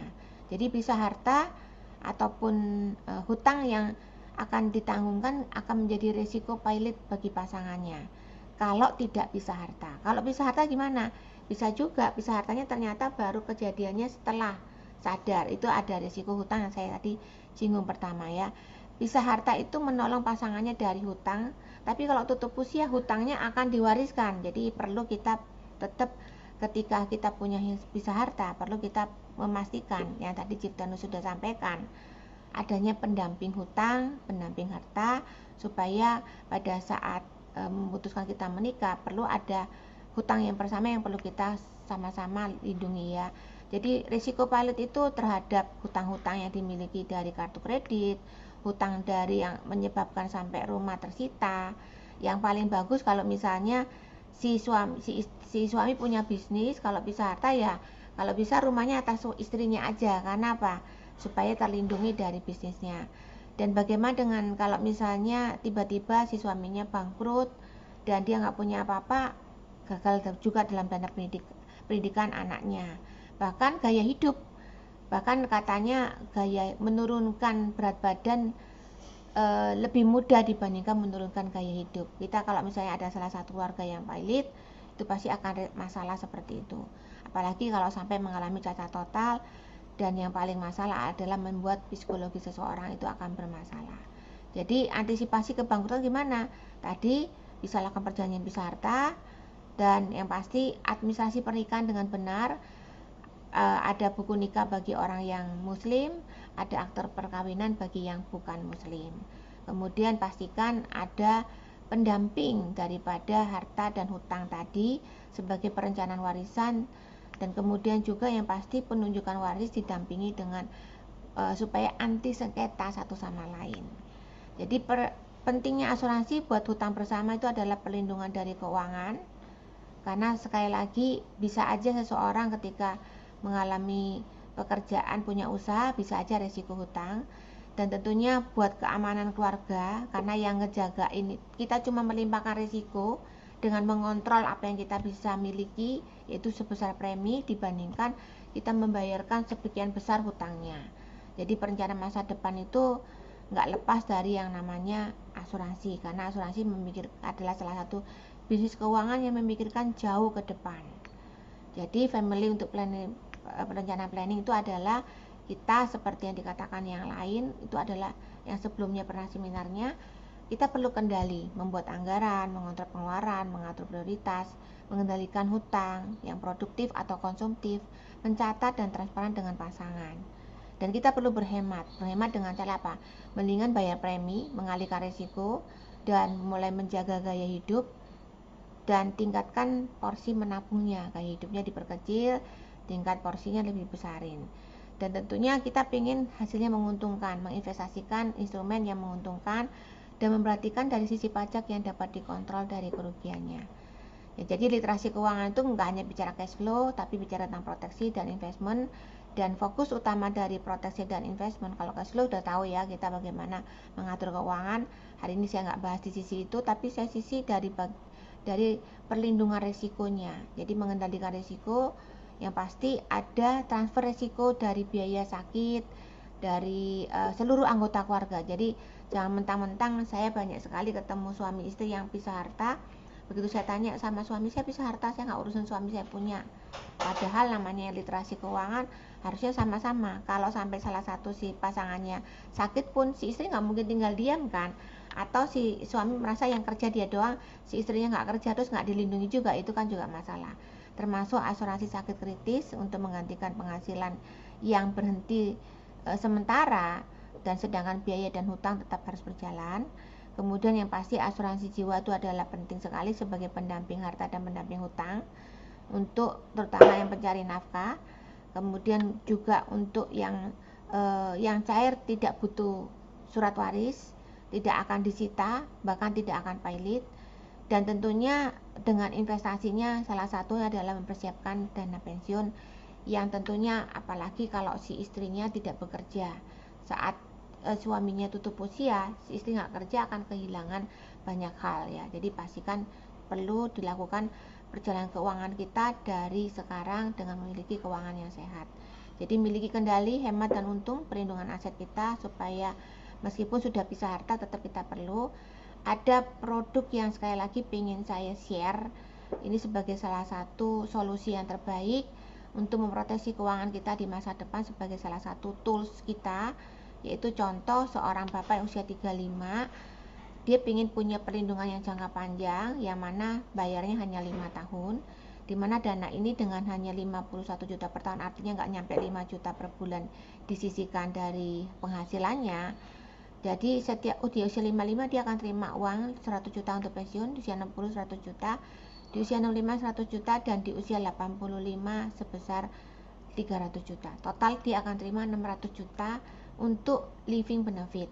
Saat usia 100 tahun pun masih hidup, dia akan terima uang juga. Namun di masa sebelum usia 85 ternyata dinyatakan sakit kritis. Maka sakit kritis ini akan mencairkan uang 300 juta. Bahkan kalau sampai tutup usia pun akan dibayarkan sampai dengan 1,2 miliar di usia kapanpun terjadi. Kemudian selain itu, kalau misalnya kita pengen berharapnya hidup panjang ya, kalau hidup panjang tadi sudah terima 600, masih terima lagi 600. Jadi ini dari 50 juta dikali 5 aja cuma 250, tapi menghasilkan sampai dengan 1,2 miliar, dan ini adalah program yang pasti dan terjamin. Jadi bahkan kalau saat sampai sakit kritis di tengah jalan, preminya pun nggak usah bayar lagi, tapi kita punya dana pensiun yang pasti dijaga. Hanya dengan kalau dibandingkan apa yang kita dapat sampai dengan 1,2 miliar, itu hanya 21% doang yang kita sisihkan, 1/5. Jadi 5 kali lipat yang kita dapatkan. Jadi itu salah satu program yang sangat bagus dan menarik. Jadi kalau dilihat program itu seperti ini, jadi ada uang pertanggungan sakit kritis, ada pensiun, bahkan juga ada uang pertanggungan boosternya, terus dana yang cair di usia 55, 60, 65, dan bahkan di usia 85, dan akhirnya di usia 100. Totalnya akan diterima 1,2. Jadi ini hanya disisihkan mungkin 10 atau 20% dari income Anda. Atau kalau ingin lebih murah, dipanjangin aja bayarnya nggak 5 tahun tapi 10 tahun, dan yang didapatkan sama persis, yaitu 600 juta untuk total yang akan terima, dan sebesar 600 juta untuk saat usia 100, dan ada perlindungan sampai dengan 1,2 miliar. Pastikan kita punya program yang pasti, dan ini hanya diperpanjang, ini sama persis tabel ininya, dan preminya hanya diperpanjang 10 tahun. Ini salah satu contoh. Jadi kesimpulan dari semua, dari pernikahan Anda, cinta boleh bersatu, harta jangan sampai, apakah kita harus berpisah atau bersatu, yang pasti tentunya kita tetap yang namanya pasti memahami tentang keuangan yang sehat untuk menjaga independensi finansial, kita lindungi aset kita, dan pasti kita punya kejelasan hukum dan mudah mengolahnya. Oke, sekian, terima kasih. Setiap langkah kita dimulai dari hari ini dan mampukan untuk melakukan kendali di saat kita sehat. Saya Hoifun Feni, dan dengan Chief Tenu dengan senang hati akan membantu Bapak Ibu. Jika ingin berkonsultasi silakan. Ada yang ingin ditanyakan silakan. Tadi dari Bu Dewi ya, sudah ada pertanyaan ya, mungkin kita bisa jawab sama-sama, Chief. Iya, di kolom chat ya, Bu. Ya, saya bacakan yang dari Bu Dewi. Apakah anak juga terbebani hutang orang tuanya dalam kondisi pisah harta? Jawabannya iya, ketika anak tampil sebagai ahli waris. Kalau orang tuanya masih ada, masih sehat gitu ya, maka itu hanya tanggung jawab si orang tuanya sebagai debiturnya, sebagai penghutangnya. Tapi kalau tutup usia, maka itu menjadi tanggung jawab ahli waris, dan anak tampil sebagai ahli waris. Maka setiap saya dan Bu Feni ketemu dengan klien, kita nggak pernah bosan untuk mengingatkan itu.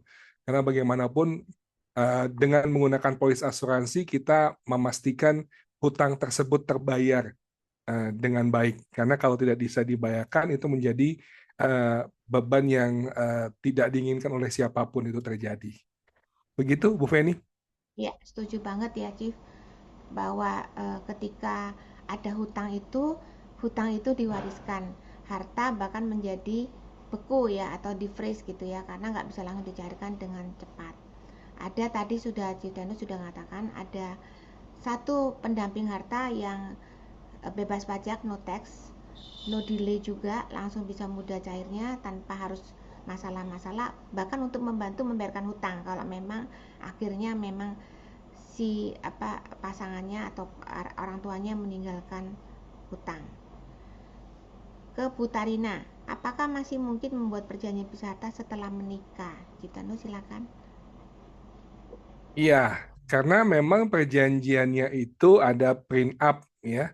Ada perjanjian yang dibuat sebelum perkawinan, ada yang post, ada perjanjian yang dibuat setelah perkawinan.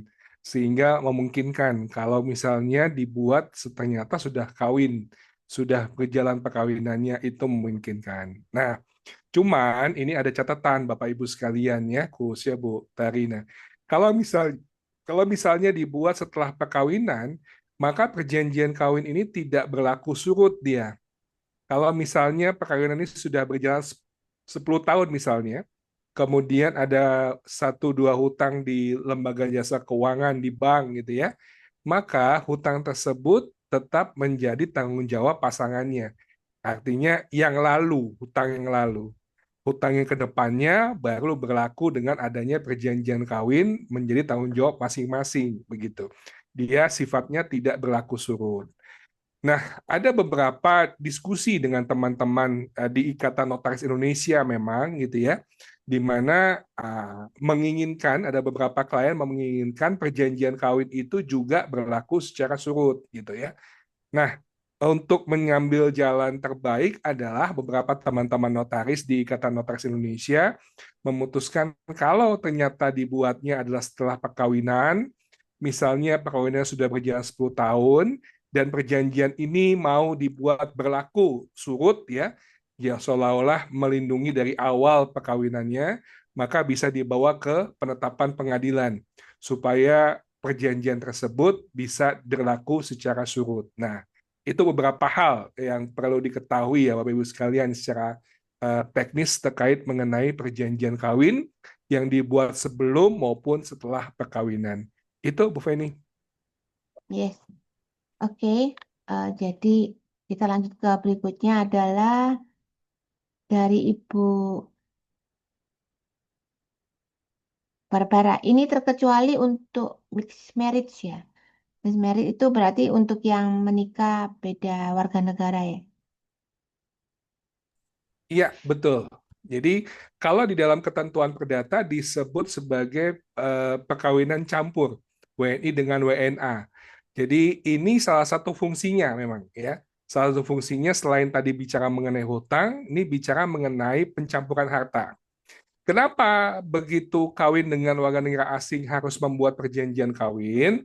Sebab perkawinan tersebut, Bu Feni jelaskan kepada Bapak Ibu sekalian, itu adalah satu kesatuan, tidak cuman pribadinya yang menjadi satu kesatuan, tapi juga satu kesatuan terkait mengenai harta.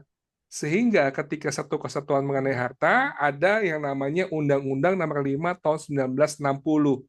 Undang-Undang tentang Pokok Agraria ya, pasal 21 ayat 2-nya menyebutkan yang punya hak memiliki properti dengan status hak milik, sertifikatnya itu hanya warga negara Indonesia. Ketika ada WNI menikah dengan warga negara asing, maka dia dianggap ada sebagian dari dirinya adalah warga negara asing.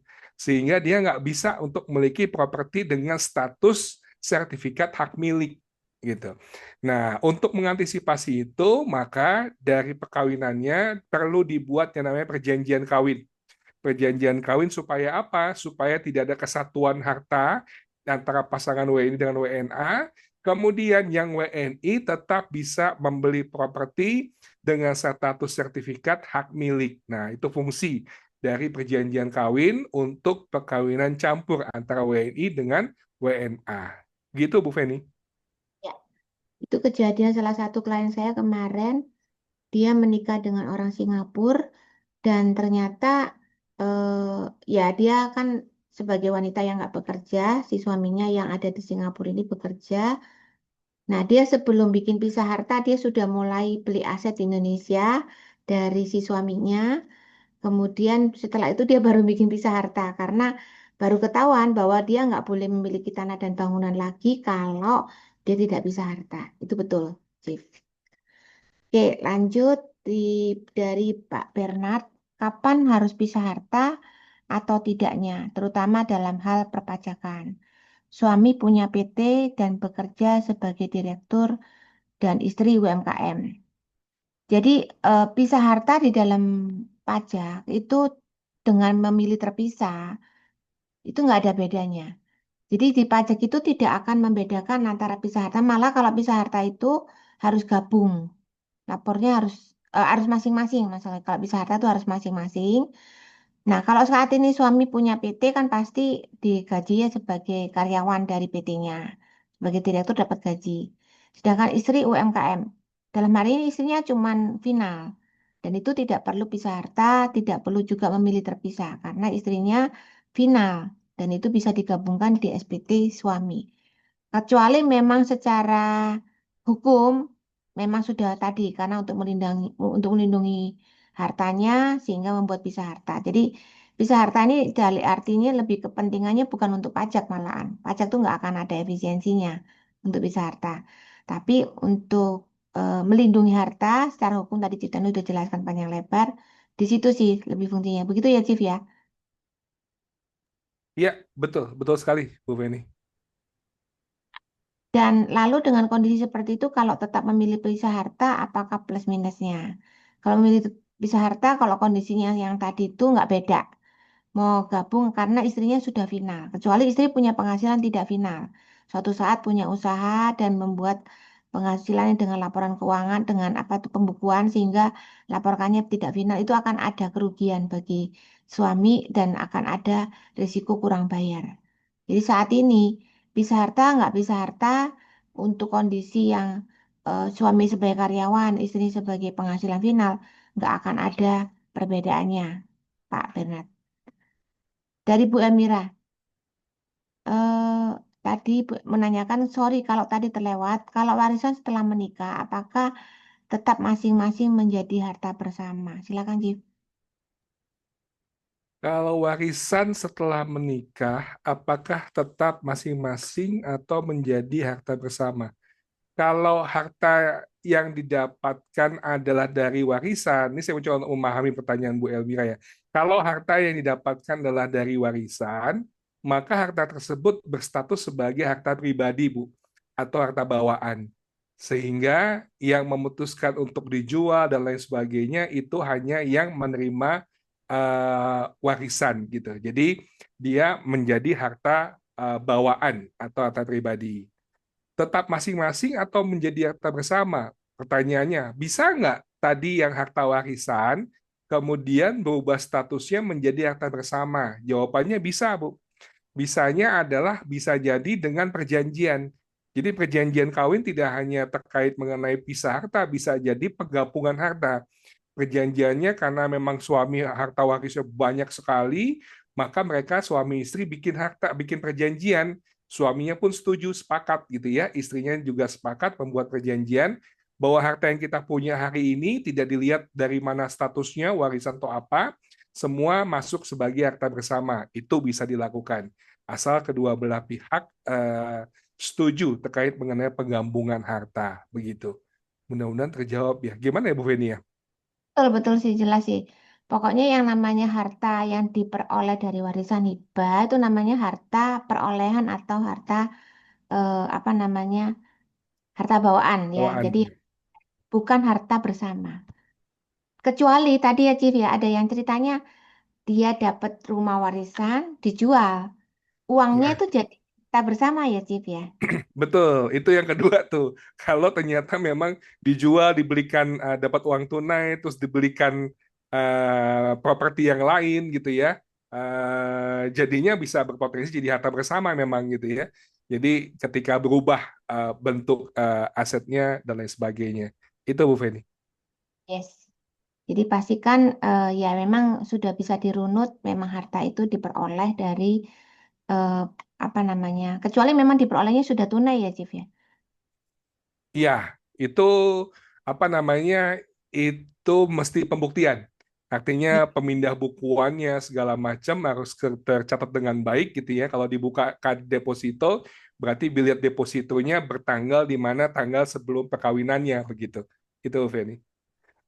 Kalau At- depositonya setelah pernikahan dan kemudian misalnya gini, sudah menikah 10 tahun, Ya, tiba-tiba dapat warisan dari orang tuanya berupa uang. ya, Itu harta bersama atau harta perolehan, Chief? itu harta perolehan. Nah, pembuktiannya dari mana? Pembuktiannya adalah dari pemindah bukuan transfernya.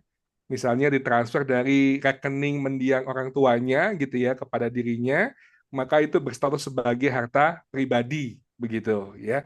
Nah, tinggal disimpan itu apa bukti-bukti itu gitu ya. Kalau suatu waktu di kemudian hari tiba-tiba digugat, dia harus bisa membuktikan bahwa itu adalah bersumber dari warisan gitu. Kalau dia bisa buktikan itu adalah harta pribadi. Itu Bu Feni. Kebetulan kemarin saya ada klien yang baru apa namanya konsul sama saya, Chief. Ya, Dia kebetulan dapat harta dari eh, warisan dari orang tuanya berupa rumah, jumlahnya lumayan besar ya. Dijual itu ada sekitar hampir berapa ratus miliar gitu. Dibagi 5 anak dan kebetulan dia dapat bagiannya karena kan Muslim dia dapatnya lebih satu bagian, kalau yang pria dapatnya lebih 2 bagian ya. ya, Dia dapatnya cukup besar, itu ada 15 M. Dan itu ada suratnya. Gitu, Chief. Jadi sebenarnya ya, kalau memang dapatnya berupa uang, bagusnya itu ada suratnya ya, Chief ya. Kalau memang pisah harta, membuktikan bahwa itu bukan atau pisah harta atau tidak pisah harta, apalagi yang tidak pisah harta ya. Membuktikan itu adalah harta perolehan, ya tadi surat warisnya itu diperjelas. Menerima tunai dari warisan si ini gitu, dari orang tuanya itu. Itu kemarin saya soalnya dikasih tuh surat warisnya. iya. Angkanya di. Ya, itu bagus. Berarti itu ada di dalam SKAW-nya, plus juga tidak sekedar menunjuk siapa ahli waris, juga menyebutkan berapa nominalnya. Nah, itu supaya masuk sebagai harta pribadi. Itu betul, Bu Feni. Oke. Lanjut ya, sekarang Bu Barbara. Saya mixed marriage sudah 37 tahun. Kami masih kerja bersama di perusahaan sendiri selama 30 tahun. Pajaknya juga masing-masing, tapi ada bank atas nama Bermuda. Bagaimana untuk pelaporan, untuk lapornya? Bank atas nama berdua, maksudnya lapornya bagaimana ya Bu Weni? Oke, kalau lapor berdua, segala sesuatu yang namanya rekening bank, kalau udah nama berdua itu dianggap 50%, 50%. Jadi pernah ada satu orang yang dapat surat cinta cuman gara-gara si istrinya melaporkan, si suaminya enggak. Jadi dia tuh padahal rekeningnya joint account gitu. Akhirnya suka dapat surat cinta, ini ada kok rekening nama ini. Ya, ini kan saya sudah diakui di istri. Nah, dia pasti akan ditanya, nah ini kan kalau ini kan harusnya berdua gitu. Sarannya sih memang dibagi dua, 50-50. Jadi ditulis aja perolehannya 50% karena joint account. Ada keterangan sekarang tuh di Cortex tuh keterangan tuh sangat penting ya untuk diharta. Eh begitu ya Bu Barbara, saya rasa sudah cukup menjawab. Pak Bernard, bedanya pisah harta dengan memilih terpisah apa ya? Oh oke, itu yang di pajak ya. Pisah harta itu ada perjanjian pisah harta tadi yang disebut dengan Ciptano adalah perjanjian perkawinan. Jadi kalau perjanjian perkawinan itu jadi waktu nikah tuh selain pakai akte nikah ada perjanjian perkawinan yaitu yang disebut dengan prenup tadi yang pisah harta itu. Jadi biasanya perjanjian perkawinan ini rata-rata isinya pisah harta. Tadi Ciptano udah mungkin bisa jelaskan lagi. Selain itu ada perjanjian isinya macam-macam. Jadi kalau di pajak, pisah harta itu ya ada perjanjian pisah harta tadi, ada perjanjian perkawinan. Tapi kalau memilih terpisah, karena tidak punya perjanjian perkawinan, tapi memilih melaporkan pajaknya masing-masing. Gitu Bu Pak Bernat ya. Mungkin Pak Ciptano boleh juga nambahin yang masalah perjanjian perkawinan itu lebih jelas sedikit lagi. Iya, betul. Jadi eh, pisah harta dengan memilih terpisah. Pisah harta itu memang didukung dengan perjanjian kawin. Jadi yang seperti Bu Feni sampaikan tadi, perjanjiannya tersebut dibawa ke kantor pajak gitu ya. Diserahkan sebagai laporan bahwa mereka pisah harta, kan pilihannya PH ya, pisah harta, plus diberikan yang namanya perjanjian kawinnya. Kemudian memilih terpisah ini nggak pakai perjanjian, mereka satu kesatuan, tapi pingin masing-masing aja gitu ya.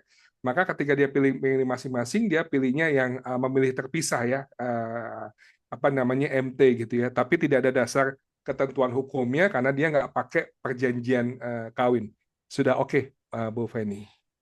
Yuk, Yang dari Bu Eva, rumah dibeli atas istri. Jika sudah bercerai, apakah jika rumah dijual harus persetujuan mantan suami? Iya, jadi ini yang mesti hati-hati ya Bapak Ibu sekalian ya. Jadi ketika bercerai kemudian ada harta yang berstatus sebagai harta bersama gitu ya, maka dimungkinkan atau ketika di PPAT rumah tersebut akan dijual, itu PPAT akan melihat gitu. Ini belinya kapan, cerainya kapan, dia minta akta perceraiannya, nanti akan dicocokkan bahwa dari situ bisa dapat kesimpulan bahwa ini adalah harta bersama. Jadi harus persetujuan dari mantan suaminya. Nah, ini hati-hati Bapak Ibu sekalian ya. Nah, hati-hatinya gimana? Pastikan selesai semua dari awal. Jadi kalau perceraian, pertama adalah memutuskan perceraiannya, kedua adalah terkait mengenai harta bersamanya. Atau bahasa Jawanya kan harta gono gini Bapak Ibu ya. Jadi ada putusan pengadilannya terkait mengenai harta bersama. Atau ada pernyataan suaminya. Mungkin mantan suaminya, mohon maaf ya, mantan suaminya bersepakat bahwa oh ini kita punya 2 rumah, rumah di Jakarta dan rumah di BSD. Yang di BSD buat kamu itu adalah istrinya. Nah, kalau sudah ada kesepakatan itu, dibuatkan kesepakatan secara tertulis. Ya, kalau bisa di hadapan notaris gitu ya, bahwa ini adalah harta diberikan kepada istrinya. Sehingga di kemudian hari tidak perlu minta tanda tangan dari mantan suaminya, karena itu pasti akan menyulitkan ya Bapak Ibu sekalian ya. Jadi hati-hati dengan harta ini. Jika sudah bercerai 20 tahun, misal mantan suami punya hutang sekarang, apakah hutang mantan suami menjadi hutang mantan istri juga? Padahal suami sudah menikah lagi. Kalau sudah bercerai, ini cukup lama ya 20 tahun ya. Hutang itu akan menjadi hutang masing-masing ya Bapak Ibu ya. Pastikan bercerainya di pengadilan sehingga ada penetapan ada putusan pengadilan atas perceraiannya sehingga ini akan menjadi hutang milik masing-masing suami dan atau istrinya gitu ya tanpa harus menarik-narik si mantan istrinya lagi. Ini ngelihat cukup jauh gitu ya. Mengingat si suaminya sudah menikah lagi begitu. Dari ini gimana Bu Feni? Udah oke? Oke Bu sih ya, Eva? Oke. cukup jelas ya. Yang kalau memang hutangnya sudah lama ya. Nanti Iya. Bu Eva, kalau belum jelas silakan buka suara aja. Pak Bernard menanyakan apabila ada hutang atau cicilan rumah setelah menikah, lalu memutuskan pisah harta. Setelah menikah, kan tadinya katanya tidak berlaku surut. Atau lalu status hutangnya bagaimana? Apakah jadi 50-50 atau bisa dilimpahkan ke salah satu pihak? Ya. Ini kebijakan sih. Yang pasti sih hutang bersama ya, Chief ya. Iya, karena kan ini tadi ya, ini adalah pos ya, jadi dibuat perjanjiannya setelah perkawinan. Di mana kalau misalnya saat membuat hutang atau akad kreditnya belum ada perjanjian kawin, pasti pasangannya ikut menandatangani dalam akad kreditnya. Nggak mungkin nggak diajak tuh ya. Biasanya diajak tuh ya pasangannya. Jadi ketika dia sudah diajak ke pihak bank, lembaga jasa keuangan ikut tanda tangan, maka itu tanggung jawab bersama atas harta tersebut ya. 5 tahun kemudian baru membuat perjanjian kawin, maka dia tidak berlaku surut yang sudah lampau tetap menjadi tanggung jawab bersama begitu. Itu Bu Feni. Jadi nggak dilimpahkan salah satu ya, tetap menjadi hutang bersama ya. Betul, Karena itu hutang yang dibentuk sebelum apa perjanjian kawin. betul. Kayaknya sudah selesai. Saya coba cek dulu ya, apakah sudah ngisi GoPay? Ini sorry, boleh nyambung nggak ya, Bu? Silakan, silakan Bu Eva. Ya, tadi pertanyaan yang tadi, Bu. Kalau yang hutang mantan ya setelah 20 tahun kan hutang masing-masing mengingat udah lama dan misalnya mantan suami sudah menikah lagi. Tadi yang kalau rumah yang dibeli atas nama istri dan memang sudah bercerai 20 tahun, apakah jika dijual harus minta persetujuan mantan suami? Padahal misalnya sudah bercerai 20 tahun dan suami sudah punya istri lagi. Kalau hutang kan tadi jadi masing-masing gitu ya. Tapi kalau rumah kalau mau dijual Iya, Bu Eva. Jadi gini, eh, setiap akan jual rumah, notaris pasti akan menanyakan status kitanya sebagai si penjual rumahnya. Oh, status saya adalah bercerai. Dia akan minta putusan cerainya. Kita lampirkan putusan cerainya. Dia akan ketemu tanggal di situ, kemudian dia akan lihat di sertifikatnya, sertifikat tanahnya. Kalau sertifikat tanah tersebut adalah sertifikat yang diterbitkan sebelum perceraian, maka dia akan menduga bahwa ini adalah harta bersama dengan mantan suaminya. Maka PPAT, pejabat pembuat tanah, itu bisa jadi akan minta kehadiran mantan suaminya. Nah, ini agak repot nih terkait dengan hal itu. Karena apa? Karena mereka mencocokkan satu dokumen dengan dokumen yang lain, dokumen sertifikat tanah dengan dokumen putusan dari pengadilannya terkait mengenai perceraiannya gitu. Ada beberapa klien kami yang kesulitan dengan hal ini gitu ya, Bapak Ibu sekalian ya, terkait dengan hal ini mau nggak mau harus dihadirkan memang. Kalau nggak bisa, notarisnya nggak akan berani untuk menyetujui terkait mengenai penjualan karena patut diduga harta ini adalah harta bersama dengan mantan suaminya. Sampai di sini, Bu Eva? Walaupun misalnya udah lama gitu ya Pak, setelah 20 tahun tetap PPAT akan minta. Iya, Bu. Saya khawatirkan itu gitu karena beberapa kejadian yang kita lihat itu PPAT minta kehadiran mantannya ketika dia mendapati bahwa eh, peristiwa hukumnya terjadi sebelum perceraian atau pembelian properti dan dari AJB ataupun juga sertifikat dari penerbitannya itu menunjukkan tanggal sebelum perceraian terjadi. Itu itu repotnya memang, Bu Eva. Oke, thank you Pak, thank you Bu Feni. Iya ya, sama-sama, Bu. Ini ada pertanyaan satu lagi dari Bu Meta.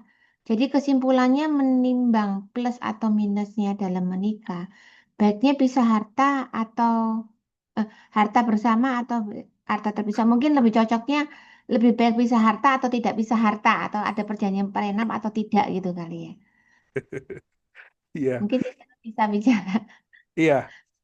Bapak Ibu sekalian ya, Bu Meta, spesial buat Bu Meta, perjanjian kawin pisah harta ini ada fungsinya gitu.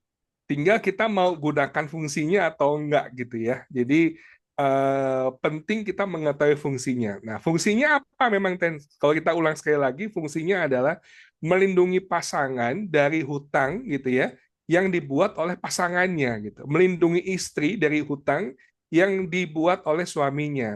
Kalau menikah dengan pengusaha, ya kemudian biasa mengajukan hutang segala macam, biasa menjaminkan hutang dengan namanya dan lain sebagainya, ini perlu berhati-hati gitu ya. Jadi perlu untuk mengajukan, perlu untuk mempertimbangkan untuk membuat perjanjian kawin gitu. Tapi kalau misalnya suaminya pegawai, ya, istrinya juga pegawai, suaminya PNS, istrinya pegawai swasta gitu ya, hutangnya mungkin bentuknya adalah hutang KPR gitu ya, kepemilikan kendaraan gitu ya, dan lain sebagainya. Kita pasti mempertimbangkan tidak perlu harus ada yang namanya perjanjian kawin karena ada konsekuensinya gitu ya, di mana perjanjian kawin itu menyebabkan harta jadi milik masing-masing, memastikan bahwa kalau jadi milik masing-masing jangan sampai harta semua atas nama suaminya, istrinya nggak ada sama sekali ya atas nama pribadi, sehingga perlu juga dipertimbangkan. Jadi fungsinya adalah melindungi hutang. Kalau misalnya eh, tidak ada hutang dan tidak punya karakter berhutang dengan jumlah yang fantastis gitu ya, karena alasan bisnis memang alasan usaha, sebaiknya nggak usah bikin yang namanya perjanjian kawin. Atau memang perkawinannya perkawinan campur dengan warga negara asing, itu sudah pasti harus bikin namanya perjanjian kawin. Nah, tinggal kembali pada fungsinya. Perlu nggak gitu ya? Kalau nggak, memang nggak perlu gitu ya. Atau kalau di sinetron-sinetron gitu atau di film-film Korea ya, saya juga nggak terlalu merhatiin film Korea ya, tapi ketika ada wanita biasa-biasa terus menikah dengan laki-laki yang punya usaha besar dan segala macam, dari kalangan bangsawan tuh biasanya pasti perjanjian kawin gitu ya, supaya jangan sampai kalau mereka berpisah harta keluarga besar bisa diambil dan lain sebagainya gitu. Jadi fungsinya dilihat ini diperlukan atau tidak. Begitu Bu Meta. Itu Feni. Terus sih pengalaman saya kalau cerita dengan beberapa teman-teman gitu ya, atau beberapa klien, termasuk juga ada saudara yang saat ini bikin pisah harta. Yang pertama itu sebenarnya ada yang berpikirnya adalah tadi tuh kalau dari keluarganya itu lumayan cukup berada gitu, terus harta yang dibawa cukup banyak, terus kemudian mungkin dapat pasangan, takutnya pasangannya itu rada nggak bener gitu ya, biasanya dilindungi dengan pisah harta. Itu yang pertama sih. Yang kedua, jadi salah satu keluarga saya punya sepupu itu juga begitu karena istrinya itu gelagatnya itu rada boros gitu. Bahkan apa namanya mungkin pernah ditipu orang juga. Jadi kayaknya gampang ditipu. Dia takut nanti hartanya kalau atas nama itu ada masalah dengan dia. Nah, pasti godong gini akan dibagi dua gitu ya. Tapi kalau memang saat ini adalah apa aman-aman aja ya memang tidak perlu gitu. Misalnya kayak saya hari ini, ya nggak perlu saya bisa harta karena saya dan suami memang kami tidak punya usaha dan hutang yang memang perlu saling menanggung gitu. Jadi aman-aman aja. Tapi kayak anak saya hari ini bikin pisah harta. Zaman sekarang kan anak zaman sekarang memang bikin pisah harta. Kalau mereka karena kepentingannya mau bikin PT bersama supaya bisa bikin PT. Tapi secara harta memang tidak ada masalah sih mereka. Jadi itu kembali ke masing-masing Bu Meta. Oke, itu tadi absensi masih belum ada yang